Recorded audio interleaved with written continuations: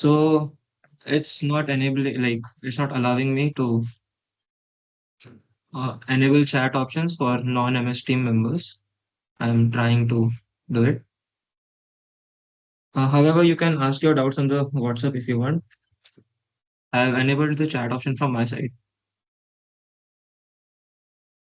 I'll start presenting.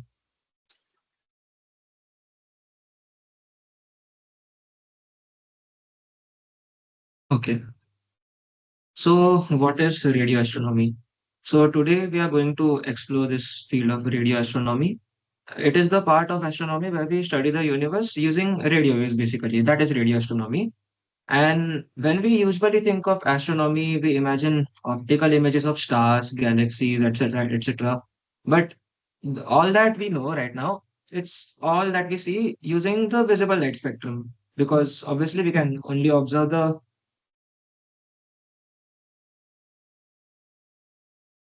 Hello, am I audible? Someone is saying I'm not audible. Yeah, okay. Okay, fine. Yeah. So radio waves open a completely different window for us. We can study cold gases, magnetic fields, pulsars, jets, black holes, and even the leftover radiations from the early universe. So before going deeper, let's study a little bit history about radio astronomy. Okay. So in theoretical foundation of radio astronomy, basically first James Clerk Maxwell, as you all will be aware about, he showed that electricity and magnetism are linked to each other, and that electromagnetic waves of any wavelength can exist.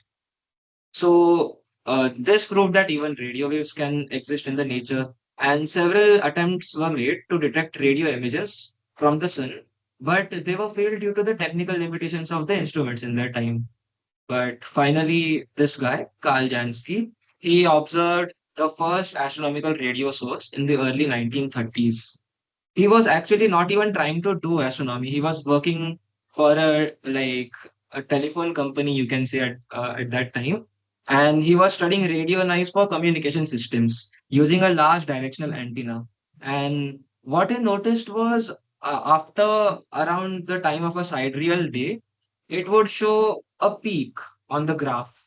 And this is the kind of machine he used at that time, which basically pointed whatever electrical signals whatever radio waves it's receiving, it would convert it into electrical signals using this galvanometer type setup.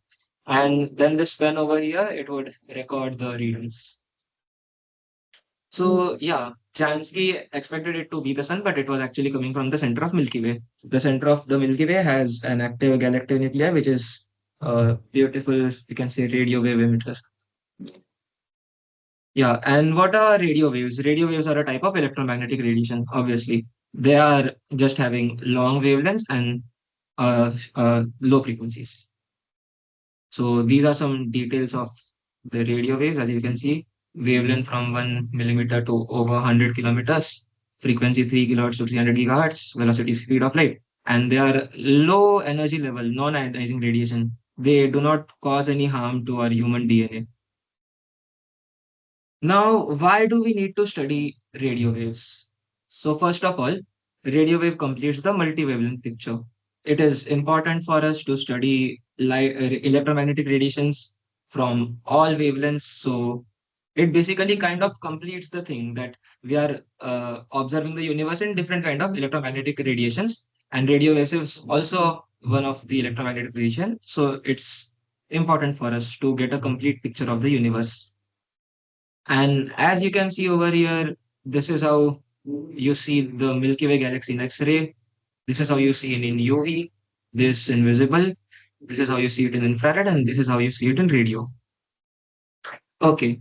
Now the second important point is radio waves trace cold and diffuse matter, because radio waves are very useful for studying cold and diffuse matter, because normally whatever the hot matters like sun or other stars you see, they normally peak their radiation at visible, infrared, UV, and around that spectrum because they are hot in temperature. However, low, cold, diffuse matters, they are not much higher in temperatures. They are normally very close to absolute zero, so they emit in the radio wave spectrum. Especially neutral yeah, this will study about neutral hydrogen atom in brief further. Now, yeah, radio wave reveals non-thermal processes. Thermal processes are normally revealed by much higher energetic waves. Radio waves are low energy waves, so they normally are useful to reveal non-thermal processes. Then radio waves can probe hidden regions of the universe. So as I said, that most of the universe has hot bodies which peak around like around visible UV infrared. But there are certain hidden regions which get hidden due to the emissions by these hot bodies, which are much visible in radio wave spectrum. And finally, least but the most important point, radio observations are possible from the ground. This is a very important point that we must note that radio observations are the, like, you can say, only observations. Optical is also possible, but radio wave observations are much, much clearer than optical observations from ground. So, yeah, the radio waves basically get the ground advantage. Our atmosphere is transparent to radio waves around this frequency range. At lower frequencies than this, the ionosphere reflects wave back. So we cannot build telescopes on ground.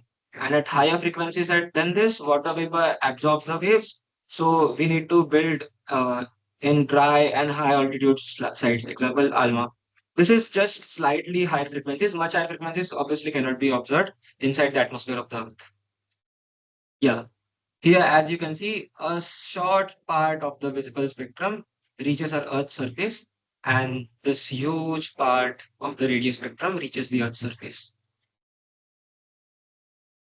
Okay, radio observations are flexible because unlike many other electromagnetic spectrum bands, the radio sky is not strongly brightened by sunlight in the same way as visible sky because radio waves are barely scattered by the atmosphere. So you can do radio observations both in the day as well as in the night. And yes, at longer radio wavelengths, even cloudy skies are not a big issue. Okay. So, yeah. Now we'll study about the 21 centimeter line. So what is exactly this 21 centimeter line? You might have heard this word many times that it is a important thing to observe in radio astronomy. So 21 centimeter line is a specific spectral line emitted by neutral hydrogen atoms. Okay. So what exactly a hydrogen atoms as is obviously proton and an electron. So normally the proton has a spin. It means it rotates about its own axis. And there's an electron which also has a spin. Electron rotates about its own axis. So when these both spins are parallel and when these both spins are anti-parallel, there's a different amount of energy that it has. So basically, when the atom transitions from parallel to anti-parallel state, it loses a tiny amount of energy. This energy is in the form of a radio photon of wavelength approximately 21.1 centimeter. As you can see in this visual, this is how it emits a radio wave. And this transition is usually very, very rare, but astronomical clouds, they have a huge amount of neutral hydrogen atoms. So it doesn't mind, even if this is in low number, because of the high quantity, we can observe it easily from large clouds. Okay, now we'll study about emission mechanisms. How are radio waves emitted? An emission mechanism is the process by which matter produces electromagnetic radiation. Okay. We are going to study mainly two mechanisms, thermal and non-thermal. And spectral line emission is also kind of non-thermal mechanism only as it is not too thermal. Okay. If anyone has a doubt over here, they can, if you can unmute, you are welcome, or you can also ask me on WhatsApp.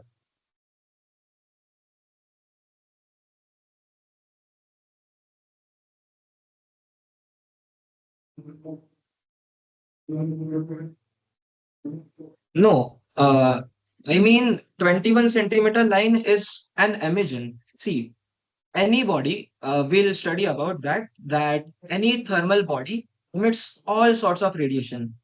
The 21 centimeter line is specific because when the flip of a hydrogen atom changes, it emits a particular wave because the energies are fixed, right?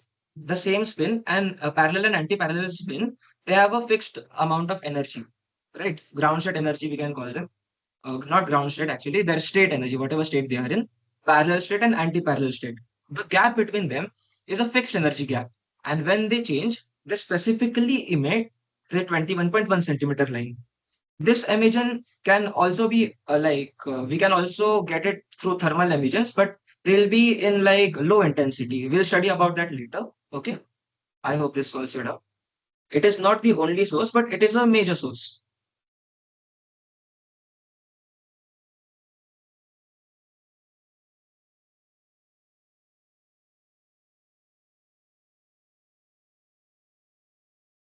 Okay. I hope you're done. How do we the intensity is very, very small through thermal emissions.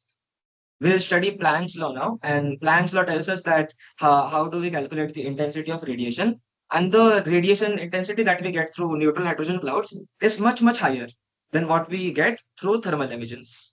So that's why we differentiate.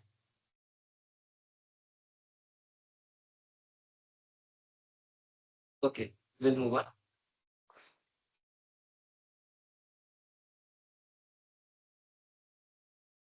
So first we'll study thermal emissions. Thermal emission is produced by a matter whose particles have a random thermal motion. This particle approximately follows a Maxwell-Boltzmann distribution. So I think you might have studied Wien's displacement law, and there used to be a curve in Wien's displacement law where they would show which wavelength peaks at a certain temperature. So that graph is basically called Maxwell-Boltzmann distribution. A black body absorbs and emits all kind of electromagnetic radiations, from gamma rays to radio waves. It absorbs and emits all kinds of electromagnetic radiations. That is a characteristic of a black body, and stars are almost perfect black bodies. This is Wien's displacement law basically, and here through Wien's displacement law, we just get key which emission peaks at a certain temperature, which wavelength emission peaks. We don't get the distribution curve. The distribution curve is obtained by Planck's law, which we'll study now. So, what does the intensity of radiation depend upon? This is what we are going to study now. Planck's law. Planck's law tells us how much radiation a black body emits at each wavelength of frequency for a given temperature. So, this is Planck's law. And I think this should solve your doubt that if you put the value of frequency over here as 1420, that is corresponding to the 21 centimeter line, you will get the intensity of radiation of 21.1 centimeter line emitted by that black body. All right. I think this should solve your doubt. And even if you calculate it, you will get that it's very, very less as like it's very small. So this is Planck's law. Planck's law tells us that how much intensity of radiation is emitted by a certain black body at uh, for a particular frequency. So because for radio waves frequency is very, very small, this term is much, much smaller than 1 for any reasonable temperature.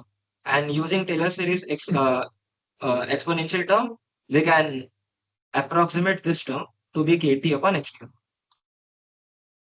Finally, through the approximation, the equation we get is called as the Rayleigh-Jeans law or the Rayleigh-Jeans approximation, which is convenient for working with radio waves. We can directly use this whenever we are working with radio waves. Stefan Boltzmann law. So the term B nu, what is obtained over here, is spectral radiance. And spectral radiance is basically spread over all frequencies. And it is basically frequency specific and it is also solid angle specific. We do not get spectral radiance for an entire sphere. We just get it for a small per unit solid angle basically. So when we integrate it over all frequencies and over the outward solid angle of emission, what this is what we get, which is flux is equals to sigma temperature to the power 4. This is called as the Stefan Boltzmann law. So basically, flux is basically power per unit area, what you can say. So for each and every frequency, when you integrate spectral radiance, And for each solid angle, you'll get the total power emitted by the source per unit area. Here are some important terms. So first term is Jansky. Now, why do we use Jansky? Because flux density received is very, very small, around the order of 10 to the power minus 26 watt per meter square per hertz. So this just saves the time in writing this scientific notation. That's why we use Jansky. And there is another term known as brightness temperature. Now, this is nothing. This is just a term derived from Rayleigh-Jean's law, and we just call the temperature for which we get a particular radiation as brightness temperature for the body. Non-thermal emissions. Now, non-thermal emissions are basically emissions that are not thermally, like uh, the radio waves which are not emitted by thermal processes. The most common mechanism is the synchrotron mechanism. So what happens over here is basically electrons, they uh, go around a spiral in magnetic fields. Now, as you might have studied, that an accelerated charged particle emits electromagnetic radiations. I think you might be familiar with this term, that any accelerated charged particle would emit electromagnetic emissions. This is a property of nature. So this is what exactly a synchrotron radiation is. An electron, it moves in a magnetic field, and now as it is moving in a magnetic field, it will obviously have an acceleration, and because of that acceleration, it generates radio waves. Okay. Okay, now we'll move on to the next topic, which is radio telescopes. Now, radio telescopes is basically, as you can see, the Tata Sky dish or whatever dish you might be having at your home. It is an example of a radio telescope. This is China is basically making the world's largest radio telescope, which is around 500 meters in aperture. This is our giant meter wave radio telescope located at Pune, GMRT we call it. And this is VLA, very large array. It is located in New Mexico, USA. So this is a basic architecture of a radio telescope. It has a reflector, it has a feed, it has a transmission line, it has a receiver, it has an amplifier, and finally a computer or recorder wherever it is getting recorded. This is an illustration of basically radio telescope system works. Radio telescopes are normally giant metallic dishes and they are typically parabolic. As you might be familiar that if parallel beams are incident on a parabola, the parabola focuses it after reflection on a particular point, which is the focus of the parabola. This is why we use parabolic reflectors. And because radio waves are much longer in wavelengths, even radio telescope need to be large enough so that they can properly reflect the incident emissions on them. This is an illustration that parallel rays falling on a parabolic reflector, they focus on a point. Now we'll study something about Cassegrain telescope. You might have learned this in the telescopes module also, that a Cassegrain telescope is nothing but it has a hyperbolic secondary reflector which redirects them back into a receiver placed near the center of the parabolic dish. This helps in making a much more compact and like much more stronger structure for the radio telescope. Most large telescopes like VLA and GMRT use Cassegrain designs. This is an illustration of how Cassegrain telescopes work. The feed. Now, what is the feed? Feed is basically the antenna located at the focus of the dish. Okay. And normally we use a horn antenna because it works like a funnel for radio waves. It collects the radio waves and focuses it towards the dish. And horn antennas are also very, very useful for minimizing the loss. And we also need a nice edge taper for the dish. We need to cover the edges of the dish for the two things. First thing is to avoid any unwanted noise from the ground or the atmosphere. And second thing is to prevent the incident rays from escaping the dish. So we put a nice edge taper over the edges of the dish. Now we'll talk about horn antennas typically. Horn antennas are useful because their flared shape provides a smooth transition between free space electromagnetic waves and guided waves in a waveguide. Now we'll see an illustration further. or I'll show. This is an how a incident radio wave is on a horn antenna, and the horn antenna further guides the radio waves for and then when it further guided is basically the electric field of the electromagnetic radiation is under control of the antenna.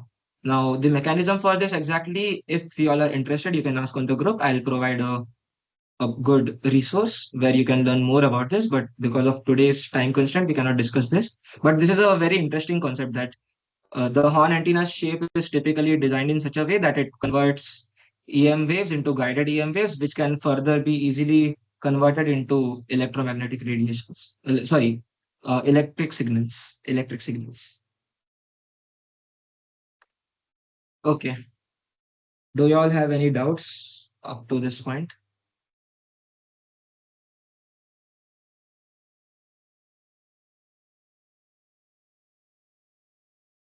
Again, you can unmute or ask on WhatsApp.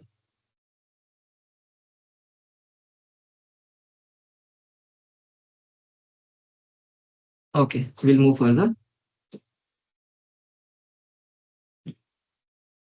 Now we'll talk about beam pattern. Beam pattern, a radio wave is basically not equally sensitive in all directions. Its sensitivity is dependent as a function of the direction of sky. Like if it's pointing towards an object which is exactly at the center, geometrical center of the dish, or if it's slightly off by any angle, the sensitivity is different for both the cases. Even a perfect point source is not detected as an infinitely sharp point because diffraction spreads the response. So, why does the beam pattern form now? The beam pattern forms because waves from different parts of the dish interfere. For a source exactly along the telescope axis, waves arrived at the focus in phase, okay? And they undergo constructive interference. So, for something which is exactly along the telescope's axis, which is along the geometrical center, the phase difference is zero and they add up constructively. But if a source is slightly off axis, even slightly, because of because even slight deviation, it will create a noticeable phase difference and the waves do not add up perfectly. So we do not get the exact information about the source. So yeah, as you can see, when they are directly incident, they constructively add at the focus.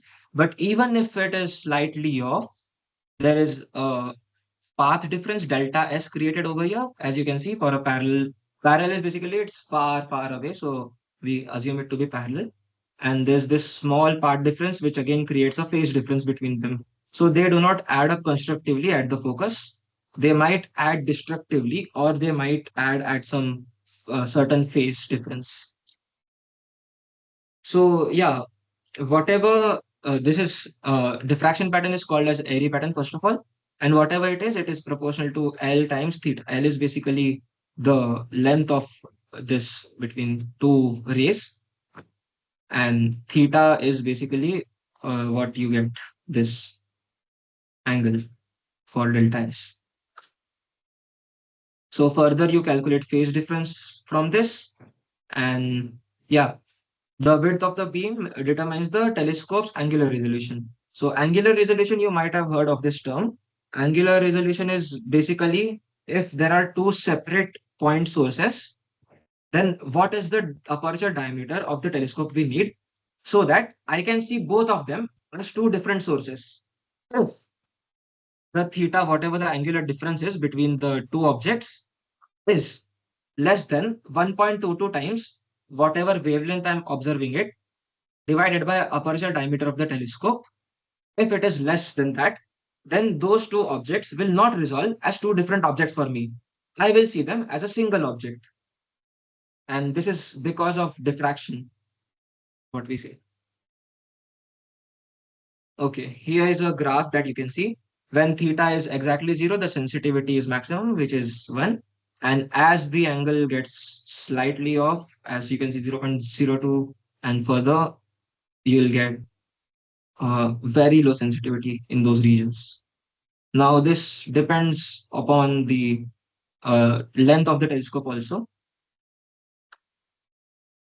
and why beam pattern observation matters.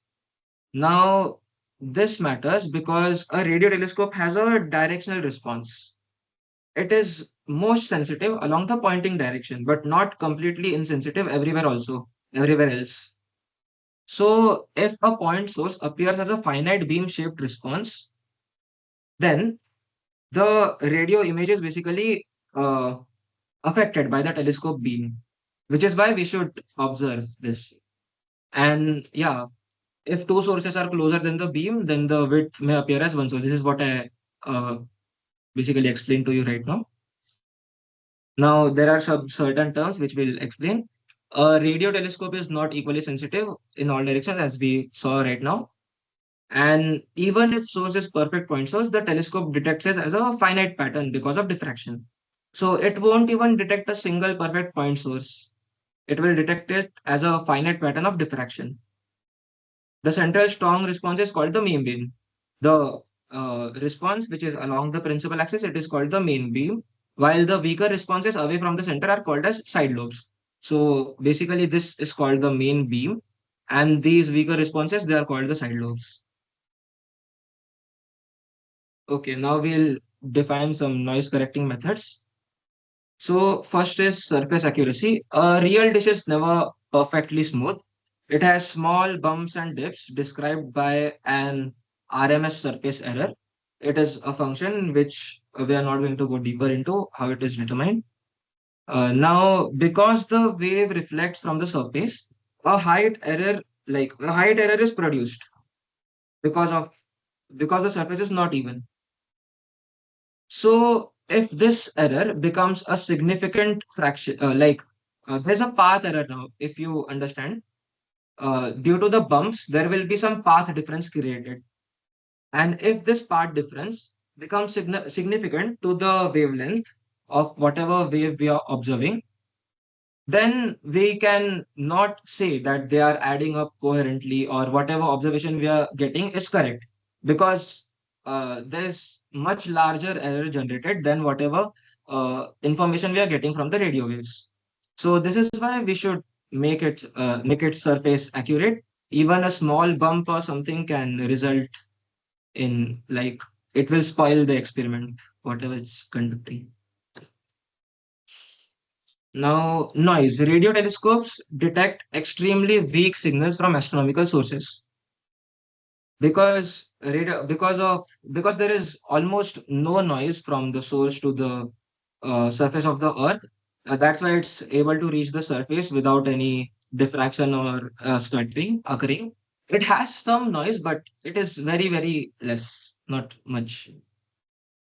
But however, there's a problem in the receiver also sometimes. Sometimes the receiver produces some electrical noise also. So how do we correct this? We point the radio telescopes towards a blank sky. We take the readings. Whatever reading comes is basically the electrical noise because in a blank sky, it should be able to detect almost nothing. And don't take the idea of blank sky wrong. Blank sky means basically it's pointing to nothing. Like even far, far away, there is nothing. It can normally be done by covering the radio telescope in a dome which perfectly reflects whatever beam it has, which does not allow basically radio waves to pass through it. Okay, now there are some important terms which we are going to discuss. Radio astronomers often describe power in terms of equivalent temperature. Okay, so if a noise source produces a power P over a bandwidth, which is delta nu, and then its equivalent temperature is determined by this formula. T equivalent is equals to power divided by Boltzmann constant into whatever bandwidth it's observing it from. So it is basically, you can say that this is how it is done in radio waves. We observe power, study power in terms of equivalent temperature only. It is a standard method, we can say. And the noise produced by the antenna temperature is called as TA. Noise produced by receiver components is described by TN. So everything related to power uh, is described in terms of an equivalent temperature in radio astronomy. Okay. Now, as signals travel through the receiver chain, now there is not it is not necessary to have a single receiver. No, there can be multiple receivers also. So each receiver will have some of its own power, some of its own noise, some of its own amplification or weakening, which we describe in this term known as G, which is gain. The detected power can be written as this formula. Yes, you can see over here.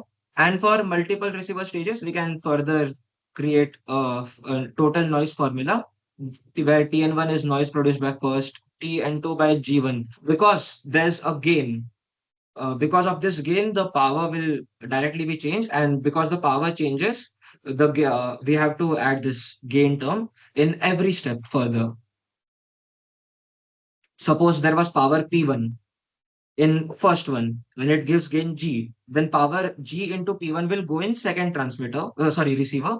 And from receiver 2 to receiver 3, suppose there's gain G2, then there will be G1, G2 into P, whatever power it's getting transported further. So that is why this term, the first gain gets added to every other noise temperature term. So this is why the first amplifier is very important because its gain is going to be added further to each and every receiver.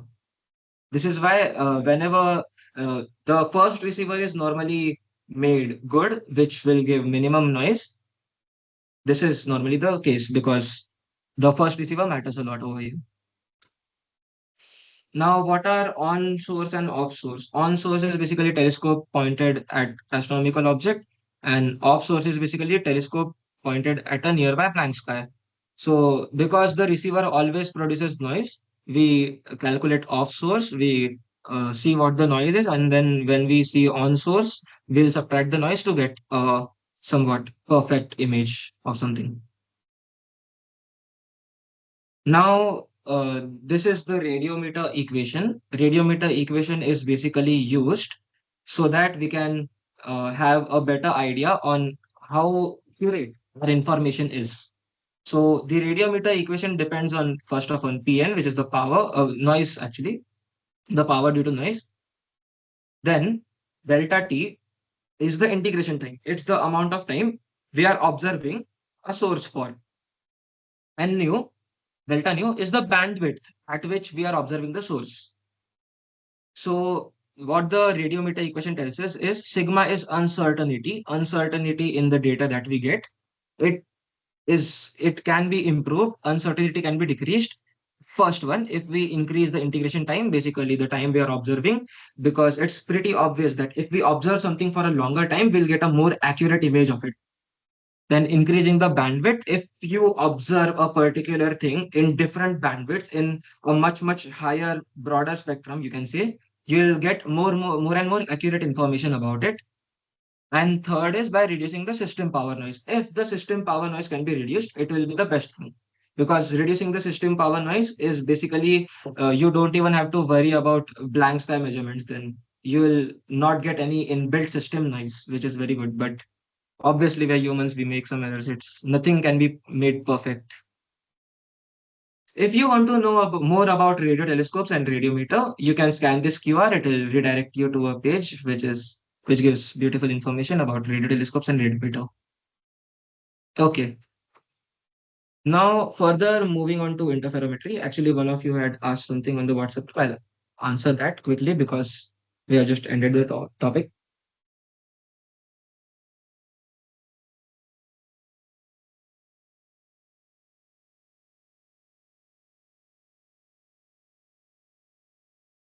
Okay.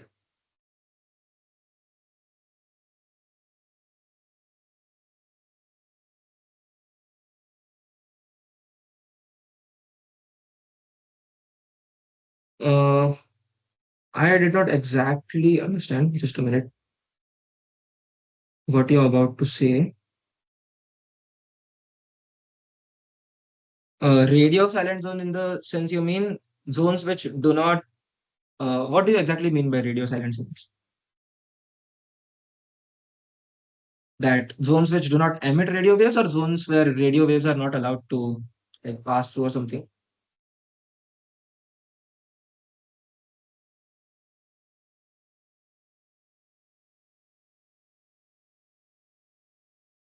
Okay, okay. So yeah, mostly radio telescopes are located in a radio silent zone only.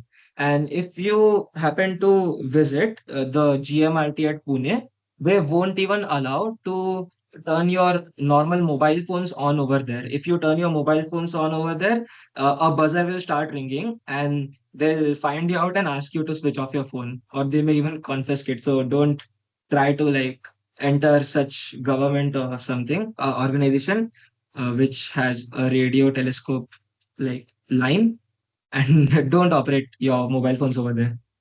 Mobile phones are always meant to be switched off at such places because they can create a lot of radio noise. You know, our phones can create a lot of radio noise. That's why.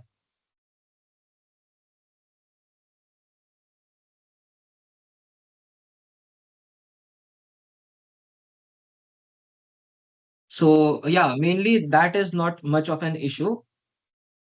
The main issue, even satellites are not directed in that area, you know. So yeah, humans do whatever they can to reduce the noise on their side in such areas. Okay, we'll move on to interferometry. So yeah, to get 1 arc second resolution, 1 arc second, you get 1 arc second resolution mostly through optical telescopes very easily. But for radio telescopes, to get 1 arc second resolution at a 10 centimeter wavelength radio wave, the aperture diameter, as you can see, of the dish should be 21 kilometers. Now you see how large a 21-kilometer dish would be. It's not basically humanly possible. So what we do over here is we don't use a single telescope. Instead, we use a method known as aperture synthesis or interferometry. So what we do is instead of using one 21-kilometer large dish, we use multiple dishes located at basically different lengths from each other. So what is aperture synthesis? Aperture synthesis is a technique where multiple radio telescopes are combined to act together like a much larger telescope. Also, keep in mind that aperture synthesis produces only resolution of a large telescope and not a sensitivity. Sensitivity depends on how much area is used to collect radio waves. It does not depend on like how many number of telescopes we are using or how much data are we effectively collecting area of the sky. It depends only on the area of telescope. Okay, now the most basic unit of an aperture synthesis is a two-element interferometer. It consists of two antennas which are separated by a well-known distance and with a well-known orientation. This is the setup. So there are two radio telescopes separated at a distance b, b, and yeah, they basically have different power inputs, E1 and E2, which we'll study further. Yeah, so the two antennas are separated by a baseline vector b. Signals from a source at an angle theta. Now, the example over here is given. The source is at an angle theta. Okay, arrive at different times because of the distance between the two telescopes. There will obviously be some part difference. So the delayed time is basically b. B is the baseline vector. Baseline vector is nothing but the vector between these two. So the b is over here the magnitude of the baseline vector times sine theta. Theta is whatever the angular coordinates of this are, the source, and divided by the speed of light. So this is what the delay is between receiving the signal from the same source for the two telescopes. This creates a phase difference. So there's this particular phase difference created, and as you can see, the if even the received signal at one telescope is some E naught cos theta, this is, I'll call it theta for now, then E2 will obviously have a phase difference of tau. So 2 pi nu into tau is the phase difference of E2. Now to add these two signals, there are two methods, additive interferometry and multiplicative interferometry. This is additive interferometry. It's nothing but both the signals are added, squared, and then averaged. And this is multiplicative interferometry. It's basically the two signals are multiplied and then averaged. And normally multiplicative interferometry is used because it is proved to be much, much more useful in reducing noise than additive interferometry. Okay. Do you all have any doubts till the part right now?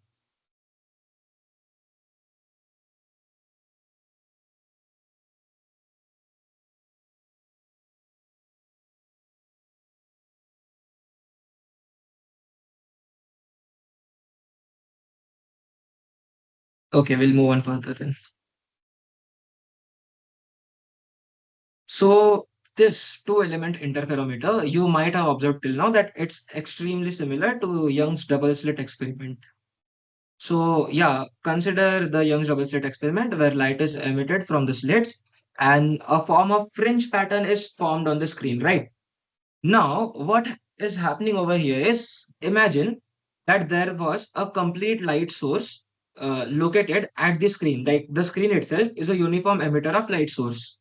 Then these two slits, they'll receive light at some phase difference from each coordinate, from each individual point on the screen, right? So the phase difference will be same. If basically in YDSC, if you reverse the direction of light, you will get at which areas you will be able to detect using these two interferometers. Like whatever the points of maxima were, they'll also create a maxima when they are basically constructively combined at after receiving the signals. And whatever were the points of minima for these two slits, it will not be detected by these two radio telescopes in the sky. So yeah, if you see over here, these are the two radio telescopes, and the center is basically a high. Like what I meant to say is, in YDSC, the two slits emit our light sources, and they illuminate a screen, right? But over here, what is happening is the screen is illuminating these two sources. So, what part of the screen will have constructive interference, like two certain points on the screen? If they have constructive interference, after we add up the two radiations received at the radio telescope, then we'll be able to see them and resolve that point using these two telescopes. But if they act destructively, then that point will be invisible for these two telescopes. Yeah, this is what I meant to say right now. So yeah, this is basically explains the same thing. Also, you will be noticing that the distance between the telescopes, d, if we change it, then the fringe width also changes. Like decreasing the distance increases the fringe width, which is very much similar to YDC.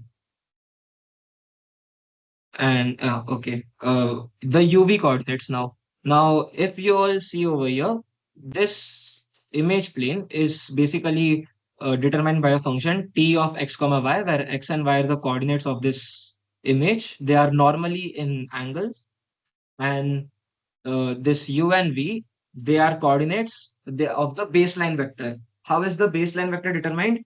One radio telescope is taken to be the origin, and the vector of the other radio telescope with respect to it is basically the baseline vector, which is calculated in terms of u and v. Okay, now we'll define a new term known as visibility. Visibility is a complex term, okay, and it contains amplitude and phase both because it's a complex term. And physically, it tells us how the sky brightness matches the fringe pattern corresponding to a particular baseline. Now, the expression for visibility is shown over here. There's no need to look over this. This is basically same as multiplicative interferometry. What you're doing is you're combining two different signals received. Now, what we exactly do over here is we assume that there is a radio telescope at origin, and we assume u comma v as coordinates of the second radio telescope. And for each u comma v, we calculate what the visibility would be, what basically the output of the signals would be. So yeah, now there's another term known as brightness of the sky, which I defined T of x comma y. It basically gives the distribution of the sky, real distribution of the sky. Okay, and the visibility term that we get mathematically appears to be a 2D Fourier transformation of the brightness of the sky. Now, how is this? How do we go deeper into maths? We don't have enough time for today's session. If you want, I'll share a resource on this also on the group. If you ask me. But for now, just understand that it is the Fourier transform of the brightness of the sky.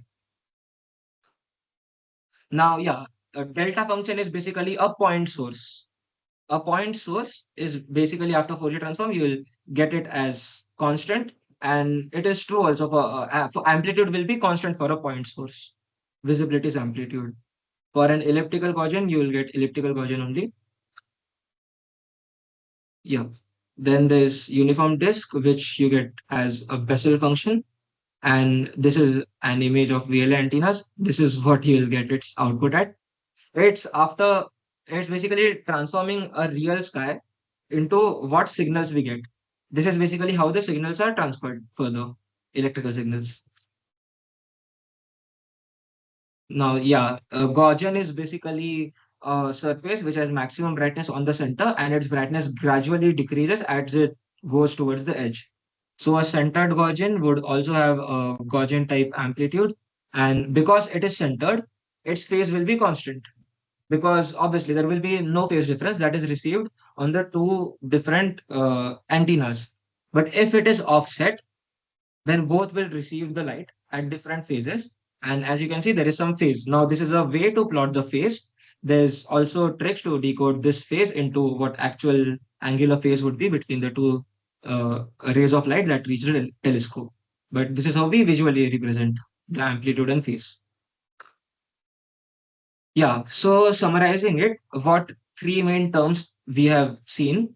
First is sky brightness, which is the actual brightness distribution of the sky, where L and M are angular coordinates on the sky. Then there's visibility. Visibility is the information measured by one pair of antennas. It tells us how much the sky brightness matches a particular wavelength pattern. And then there's U and V, which I said. They are normally measured in units of wavelength. They describe the baseline direction and basically the baseline vectors they represent, U and V.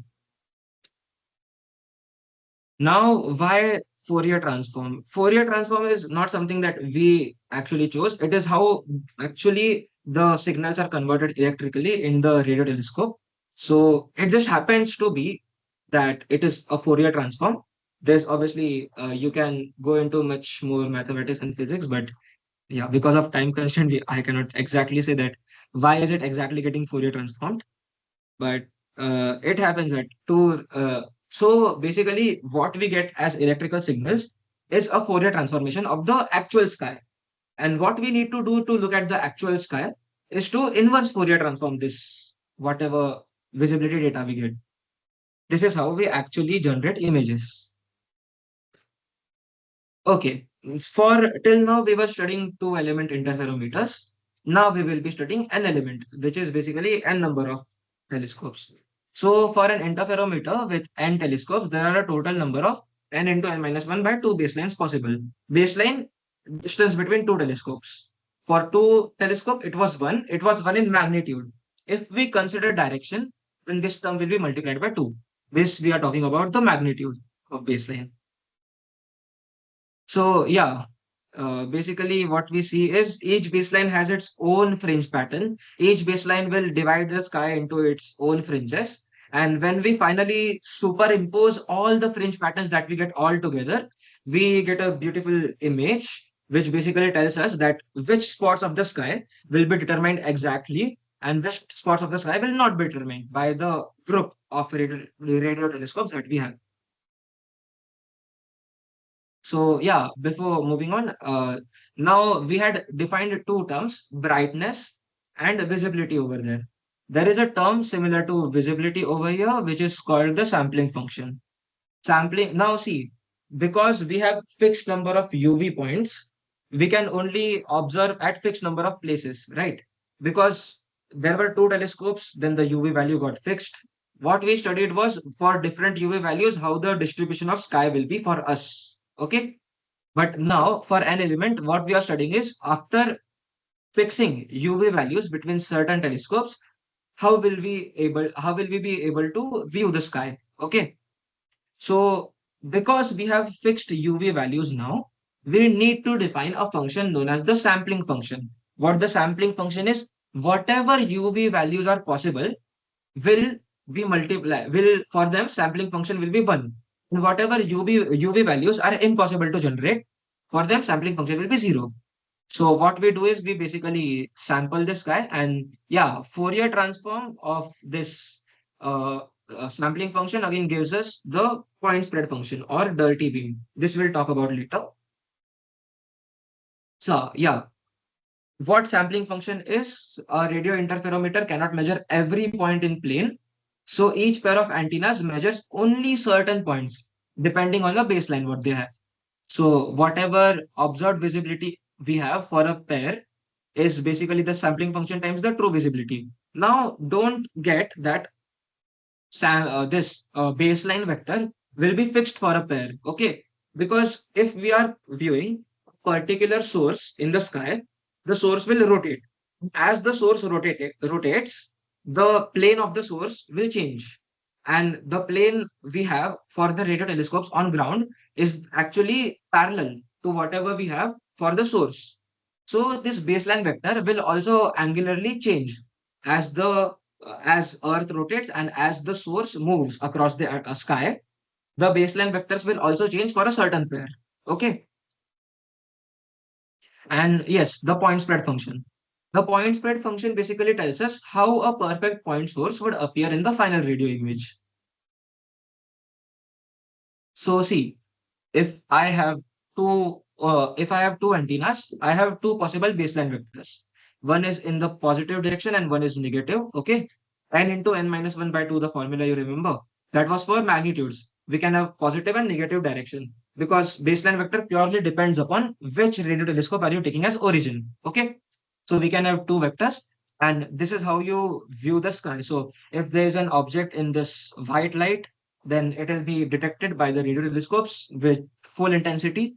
And if we have something in this black spot, it won't be detected. It will be invisible for the pair of radio telescopes because it gives destructive interference. Now, for four antennas, we'll have six baseline magnitudes, which means 12 baseline vectors. These points represent the basically vector, whatever V and U values are for baseline vectors. And this is how you will see the sky. Again, bright spots are where it will detect with full intensity. Dark spots are where it detect with, like, it won't detect, it will be invisible. Now, as we increase it to eight antennas, this is how the sky will look like. And as we take eight antennas, 240 samples, this is how it will look. The center always has a bright spot if you observe. Why does the center have a bright spot? You may answer it in chat. It's a question for you. That why is the center always bright in each image? There must be a reason that the center is always detected with full intensity.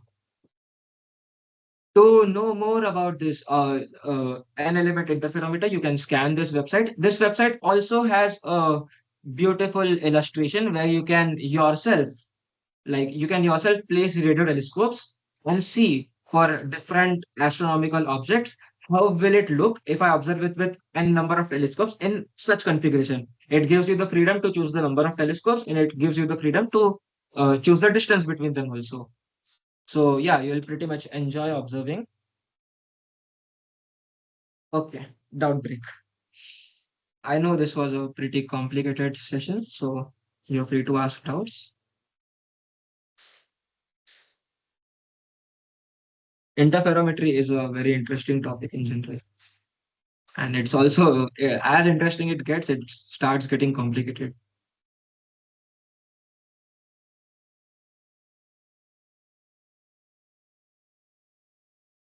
Okay, I suppose there are no doubts. Okay, now synthesis imaging. What is this? Since we cannot measure visibility at every UV point, we cannot directly recover the exact sky brightness. So instead, what we do is we convolve the true sky with the point spread function or the dirty image. In simple words, what we do is incomplete UV sampling blurs and distorts the true sky by the dirty beam. So yeah, this is the distribution of telescopes in a particular area. So this will be basically the what we can say after sampling function. This will how you'll view the sky. This white spots at maximum intensity, black at minimum, and this is how the actual sky is. So what you do is this function is convolved with this function. Now convolution is itself a much complex process, so we'll not talk about it. We'll just say that these two images, not images, this is the distribution of intensity measured by this group of telescopes, and this is the actual sky. After convolution, this is what this image is what you finally get. Okay. So using this configuration of telescopes, you'll get an image like this finally.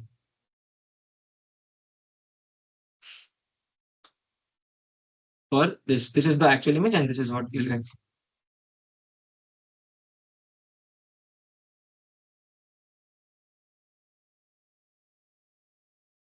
Okay.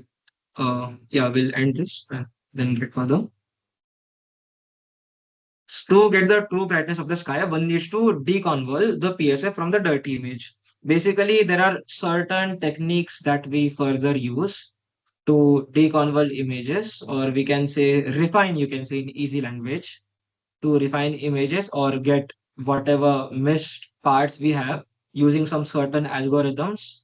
And one such successful deconvolution procedure algorithm is clean. So we get pretty like it does not magically recovers a missing data. It gives some physical reasonable image from incomplete measurements. So basically, whatever measurements we are getting right now are incomplete. So it uses some algorithms and stuff further to actually get the image. Here are some iconic radio telescopes like the Arbeco Observatory, VLA, and Parkes Observatory. Arbeco Observatory had a radio telescope dish which was 305 meters and it was very powerful.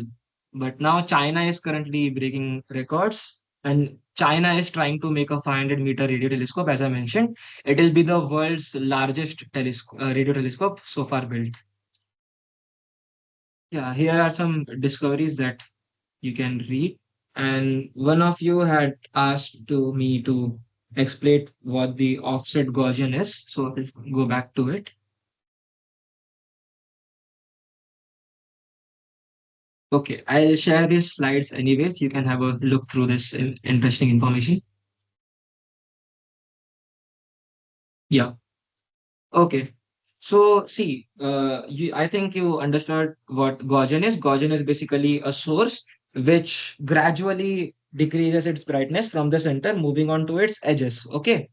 Now, this is basically the V comma U amplitude. So for certain values of U and V, it will have a particular amplitude, right? And this basically represents the amplitude distribution of how the electric signals are basically, what you can say is when the wave is converted into electrical signals, then it generates like an amplitude distribution graph for itself. And this is how the graph is actually represented. Okay. And the phase is zero because it is centered. And because the Gaussian is centered, it will have zero phase difference. For an offset Gaussian, it is slightly off the center. So it will create some part difference, which will result into some phase difference. And because the amplitude, as you can see, is same, because over here also the amplitude is same, but the phase, it has a particular phase. Now, there are certain techniques to convert this amplitude and phase into an electrical signal again, which is again mathematical processes, but this is how they are usually represented. They are usually represented differently as visibility is a complex number. Okay. All right then. Thank you.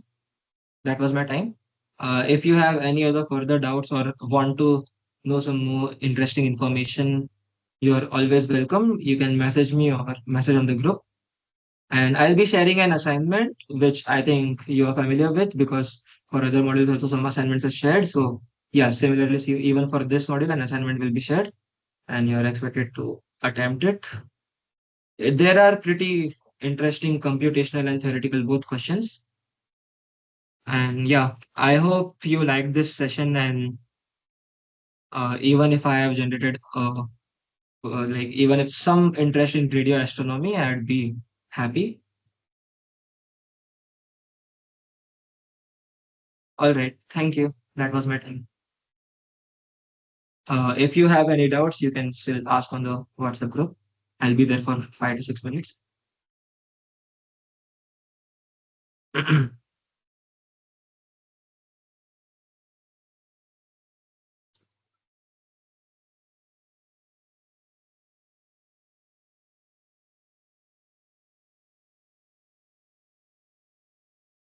Yeah, yeah. Okay.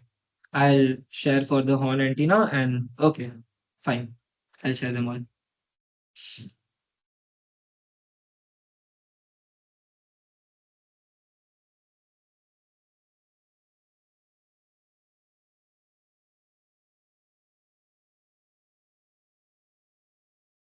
Yeah, yeah. I'll share this entire PPT with you also. All right. Bye bye. Have a good day.